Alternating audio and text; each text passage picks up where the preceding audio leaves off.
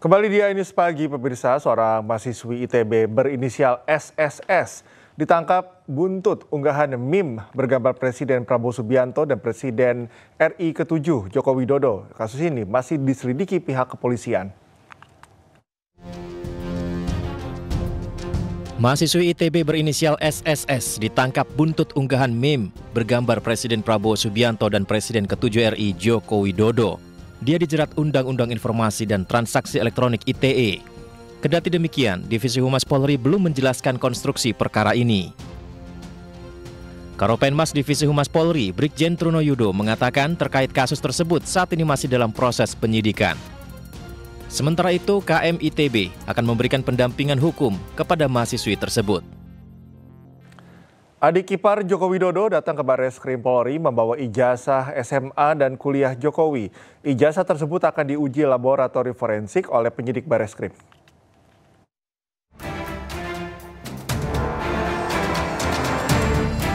Presiden ke-7 Republik Indonesia, Joko Widodo menyerahkan ijazah SMA dan kuliah dari Universitas Gadjah Mada ke Barreskrim Mabes Polri.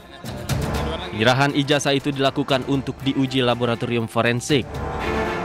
Ijazah itu diserahkan melalui adik ipar Jokowi, Wahyudi Andrianto, ke penyidik Direktorat Tindak Pidana Umum Barreskrim Polri. Kuasa hukum Jokowi mengatakan, dalam panggilan hari ini adik ipar Jokowi tidak diperiksa oleh penyidik. Penyidik hanya membutuhkan ijazah untuk diuji laboratorium forensik.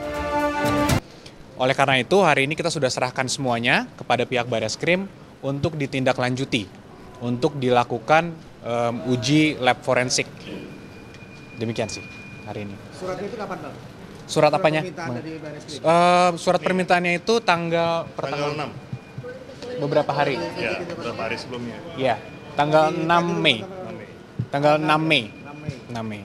Untuk datang hari ini untuk menyerahkan dokumen tersebut. Memang untuk hari ini panggilannya ya? Untuk hari ini, bukan memang. Sempatnya hari ini bukan? Bukan, memang panggilan untuk hari ini dan Pak Jokowi sudah terima suratnya juga dan beliau memberitahukan juga bahwa harus hadir. Sehingga kita hadir hari ini membawa langsung ijazah tersebut. Tidak, karena hari ini itu memang agendanya permintaan dokumen. Penyerahan dokumen. Sebelumnya Wahyudi Arianto, adik ipar Jokowi, memenuhi panggilan penyidik Barreskrim Polri pada Jumat pagi. Ia tiba pukul 9.30 didampingi oleh ajudan Jokowi, Kompol Syarif Muhammad Fitriansyah beserta kuasa hukum. Meski adik ipar Jokowi tidak berkata apapun kepada awak media, namun kedatangannya untuk mengantarkan ijazah Jokowi dalam kasus dugaan ijazah palsu yang dituduhkan pada Joko Widodo. Dari Jakarta, Tim Liputan iNews melaporkan. Sebelumnya Polda Metro Jaya telah memanggil 4 orang atas dugaan tuduhan ijazah palsu Joko Widodo. Salah satu orang tidak bisa hadir karena mengalami kecelakaan sepeda motor. Ini perwakilan doang.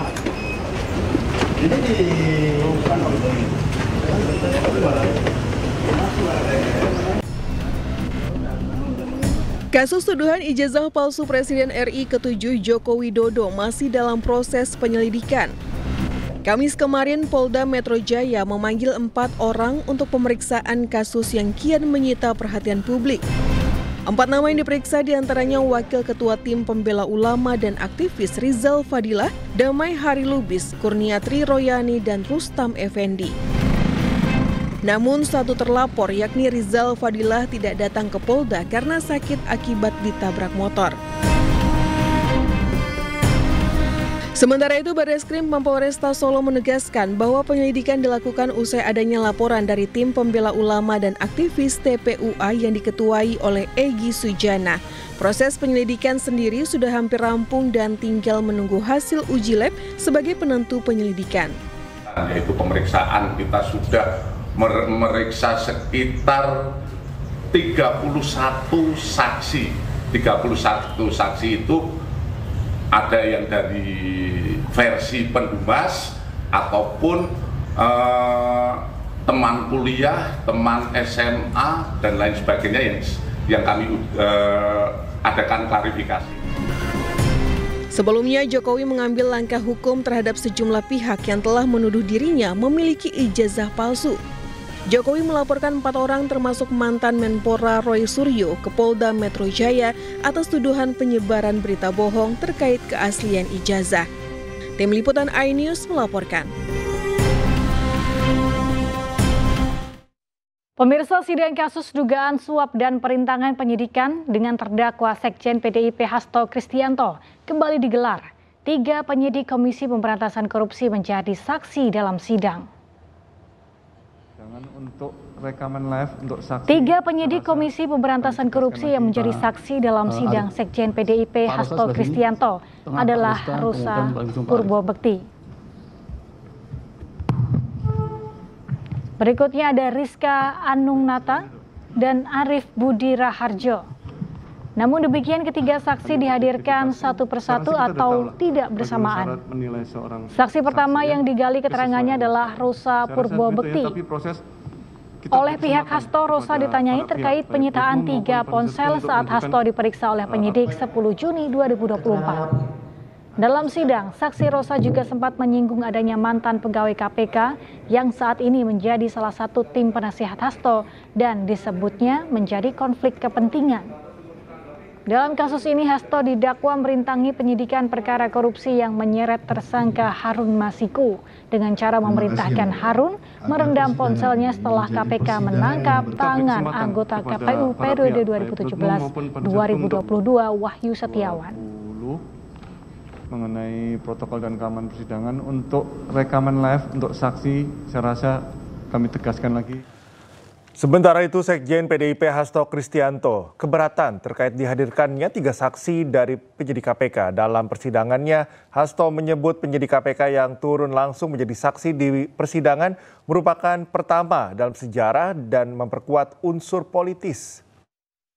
Terima kasih rekan-rekan pers atas kehadirannya. Ini hari yang saya tunggu-tunggu.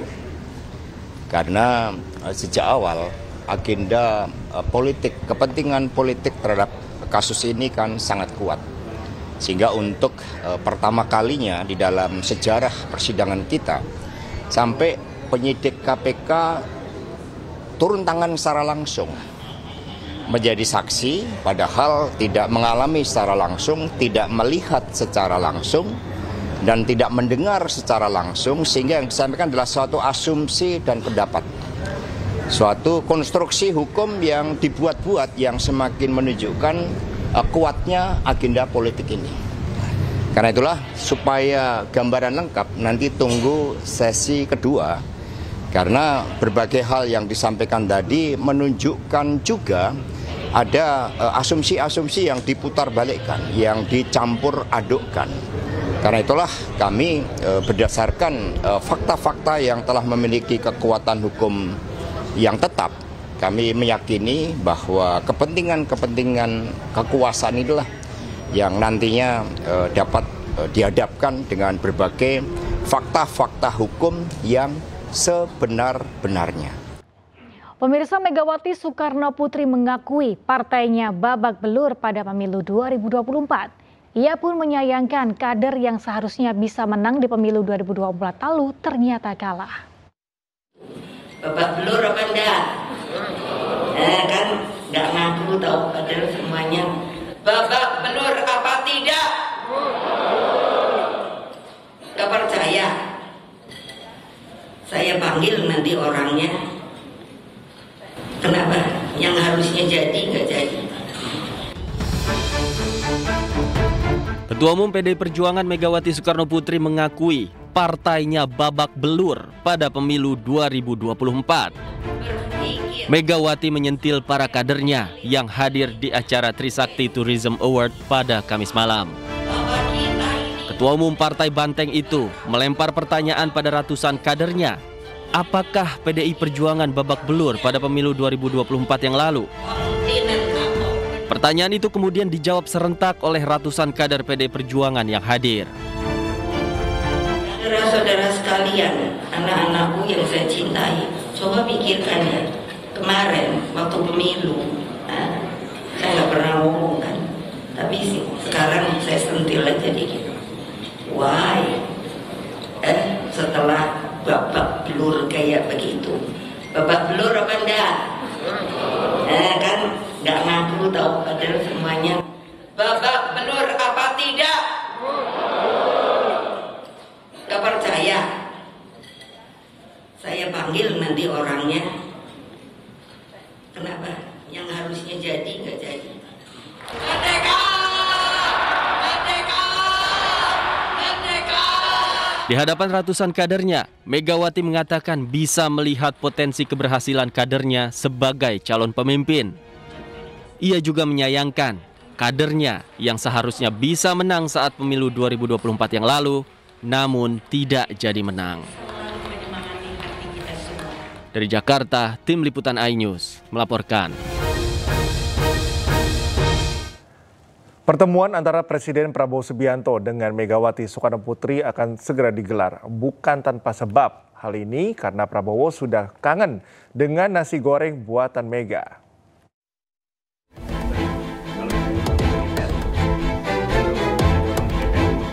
Menteri Sekretaris Negara Prasetyo Hadi membenarkan rencana pertemuan antara Presiden Prabowo dengan Megawati.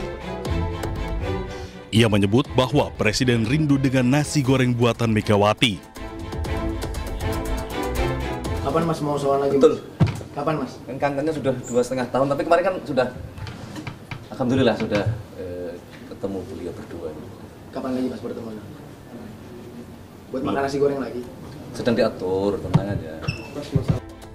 Sebelumnya, kedua tokoh tersebut telah bersilaturahmi setelah 2,5 tahun tidak bertemu. Prasetyo juga memberi sinyal dalam waktu dekat Prabowo Mega akan bertemu kembali.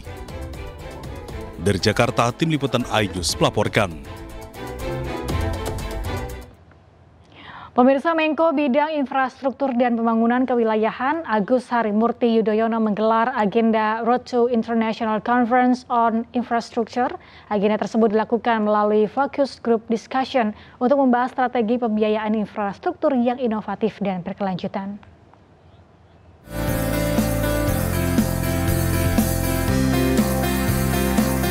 Menko Bidang Infrastruktur dan Pembangunan Kewilayahan Agus Harimurti Yudhoyono menghadiri Focus Group Discussion bertema Unlocking Infrastructure Financing. Acara ini bertujuan untuk membahas berbagai potensi pendanaan yang dibutuhkan dalam pembangunan infrastruktur nasional. Dalam diskusi tersebut, AHY menekankan pentingnya kolaborasi antara pemerintah, sektor swasta, dan lembaga internasional untuk menghadirkan solusi pembiayaan infrastruktur yang inovatif dan kredibel. FGD hari ini kita dedikasikan untuk membahas berbagai potensi pendanaan yang memang dibutuhkan, karena infrastruktur itu pasti membutuhkan anggaran yang tidak sedikit. Mau infrastruktur yang sifatnya mendasar ya, jalan, jembatan, bendungan, kemudian juga perumahan rakyat, sampai dengan yang bisa dikategorikan berskala besar sekali. Kembali kami ingin menghadirkan ide-ide terbaik, lessons learned, best practice dari berbagai institusi. Pak Doni sendiri menjadi jembatan terhadap network internasional dan khusus yang ada di Asia Pasifik ini. Harapannya sekali lagi ada ketertarikan, ada kesamaan frekuensi. Pemerintah berkomitmen untuk memastikan setiap proyek infrastruktur berjalan secara efisien, akuntabel, dan bebas dari kebocoran anggaran. Hal ini sejalan dengan arahan Presiden Prabowo Subianto untuk membangun infrastruktur yang berdampak langsung pada produktivitas dan peningkatan kesejahteraan masyarakat. Dari Jakarta, Wenda Nura, Laksana Sutrisno, iNews melaporkan. Sebagai pengabdian Masjid Istiqlal terhadap umat, fasilitas penginapan gratis disediakan bagi para musafir atau pelancong yang sedang berkunjung atau beribadah di Masjid Istiqlal. Masuk Bapak dan Ibu, tamu-tamu. Hal tersebut dikatakan Menteri Agama sekaligus Imam Besar Masjid Istiqlal, Nasaruddin Umar, usai meresmikan rumah makan yang berada di kompleks Masjid Istiqlal. Menteri Agama menyebut penginapan gratis merupakan bagian pengabdian Masjid Istiqlal terhadap umat Islam. Selain penginapan, ketersediaan rumah makan yang higienis di lingkungan Masjid Istiqlal juga dapat memudahkan para pelancong dalam memenuhi kebutuhan makan selama beribadah. Jadi kita di Istiqlal ini ada 30 kamar penginapan, hotel kapsul. Dan insya Allah itu nanti kita rencanakan free, hotel gratis. Orang dari daerah mau urusannya 1, 2, 3 hari di Jakarta, tinggal di penginapan Istiqlal. Yang penting daftar sebelumnya. Dan di situ juga kita berikan breakfast, rencananya gratis juga kan. Dapur ini bagaimana dapur ini higienis, dapur bersih yang sekarang lagi marak ya keracunan ini. Bagaimana kita memberikan program seperti program Bapak Presiden kita yang Masya Allah yang luar biasa untuk makan siang bergizi ini. Meski terdapat ratusan siswa yang menjadi korban keracunan massal dari program makan bergizi gratis, namun Presiden Prabowo Subianto mengklaim keberhasilan program makan bergizi gratis mencapai 99,99%.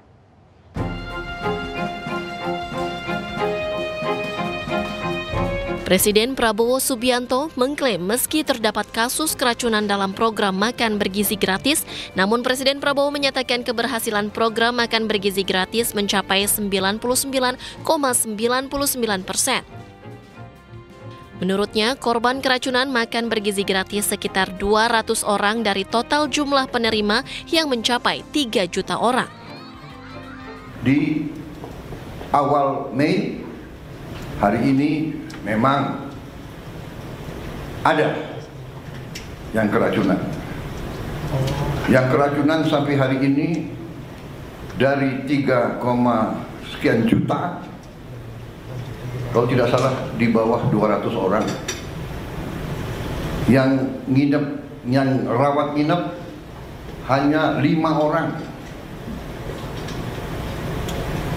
Jadi bisa dikatakan yang keracunan atau yang perutnya nggak enak sejumlah 200 orang itu 200 dari 3, sekian juta, kalau tidak salah adalah 0,005. Berarti keberhasilannya adalah 99,99%. Sebelumnya Presiden Prabowo sempat mengajak tokoh filantropi dunia sekaligus pendiri Microsoft Bill Gates melihat langsung pelaksanaan program unggulannya makan bergizi gratis di SDN Jati 03 Pulau Gadung, Jakarta Timur. Prabowo menunjukkan tumpukan kotak makan berbahan stainless steel yang siap dibagikan kepada seluruh siswa sekolah. Presiden Prabowo pun membuka salah satu kotak makan tersebut untuk memperlihatkan menu makan gratis yang disajikan. Keduanya kemudian melanjutkan peninjauan ke dalam ruang kelas untuk melihat langsung pembagian makan siang gratis kepada siswa sekolah dasar. Tim Liputan iNews melaporkan.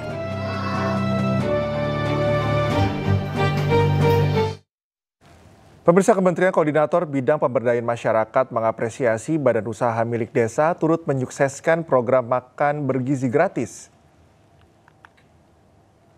Keberadaan BUMDes yang turut menjadi bagian dengan membangun dapur SPPG dapat meningkatkan pemberdayaan ekonomi melalui BUMDes terhadap dapur SPPG dan dapat melahirkan kegiatan bisnis yang saling menopang. Dibangunnya dapur SPPG BUMDes, Tridiadi Makmur menyukseskan program MBG di wilayah Sleman, Yogyakarta. Gerakan ini bisa menjadi pemicu BUMDes di wilayah lainnya untuk melakukan hal yang sama membangun dapur SPPG. Pemerintah sedang bergerak membangun pondasi negara maju dengan sumber daya manusia yang kuat. Badan Gizi Nasional turut membantu menyukseskan MBG untuk menuntaskan target pemerintah memenuhi kebutuhan gizi anak.